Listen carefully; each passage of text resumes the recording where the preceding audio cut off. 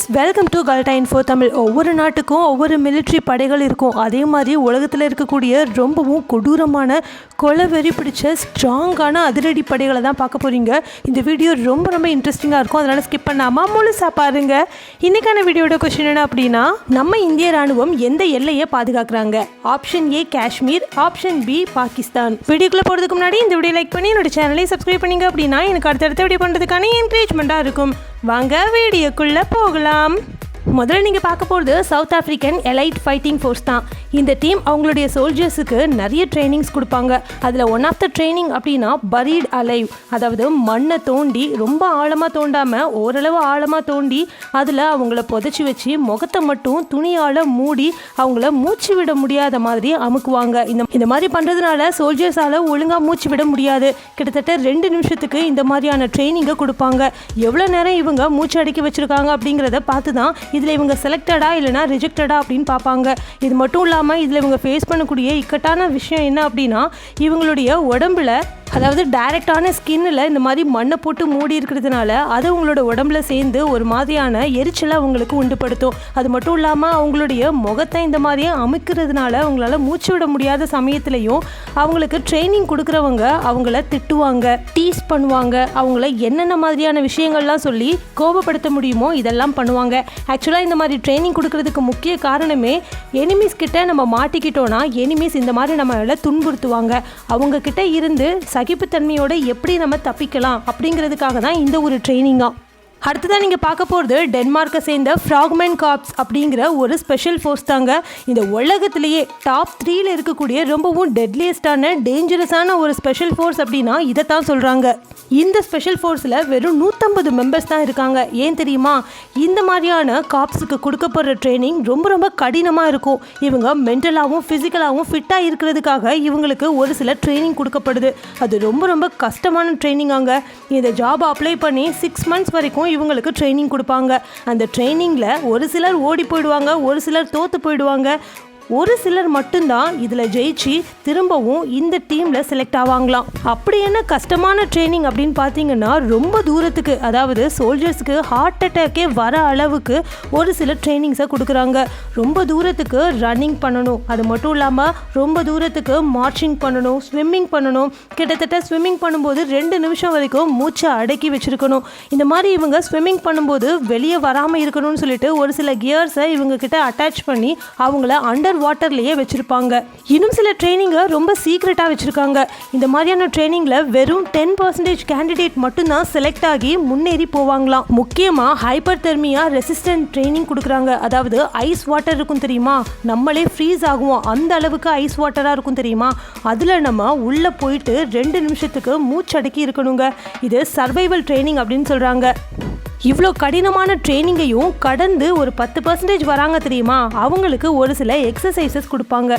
அதாவது ரியலான பாம்பை டிஃப்யூஸ் பண்ணணும். இவ்வளோ எக்ஸசைசஸ் அண்ட் இவ்வளோ ட்ரைனிங்கையும் முடிச்சாதான் இவங்க இந்த எலைட் டீமுக்கு குவாலிஃபை ஆவாங்க. இப்படிப்பட்ட சோல்ஜர்ஸ்க்கு கொடுக்கப்படுற வெப்பன்ஸ் என்ன தெரியுமா?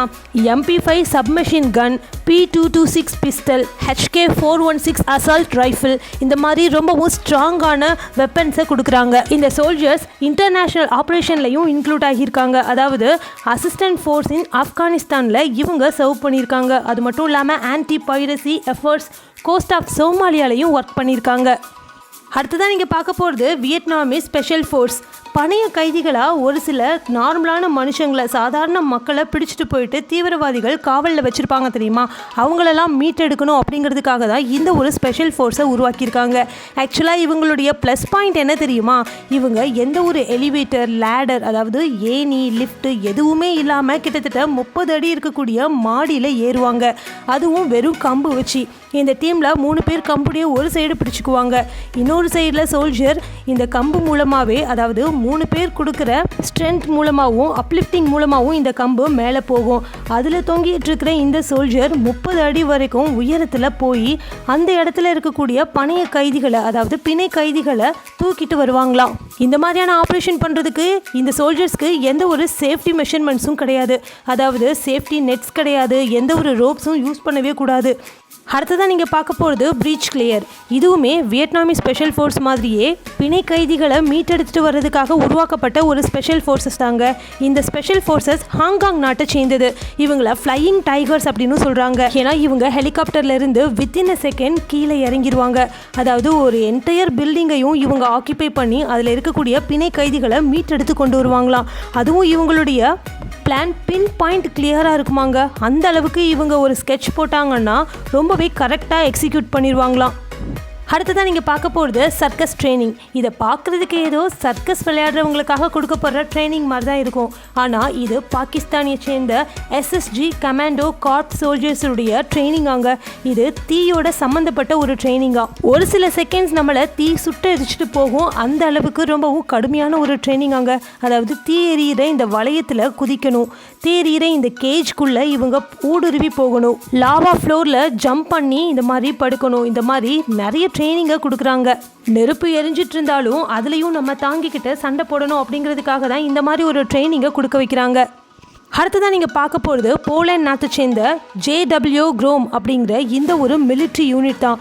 இந்த உலகத்திலேயே ரொம்ப ரொம்ப வலிமையான ஸ்பெஷல் ஃபோர்ஸ் அப்படின்னா இந்த யூனிட்டை தான் சொல்கிறாங்க. இந்த என்டையர் வேர்ல்டுலேயே நம்பர் 1 பிளேஸில் இருக்கக்கூடிய ரொம்பவும் டெட்லியஸ்டான டேஞ்சரஸான ஒரு டீம் அப்படின்னா இந்த JW Grom அப்படின்னு தான் சொல்கிறாங்க. இவங்களுடைய பிளான் யாருக்குமே தெரிய வராது, ரொம்ப சீக்ரெட்டாக வச்சுக்குவாங்க. அது மட்டும் இல்லாமல் இவங்களுடைய சண்டையுமே ரொம்ப அமைதியான சண்டையாக தான் இருக்கும், ரொம்ப சீக்ரெட்டாகவும் இருக்கும். இந்த team numerous high profile domestic and international மிஷனை கம்ப்ளீட் பண்ணியிருக்காங்க.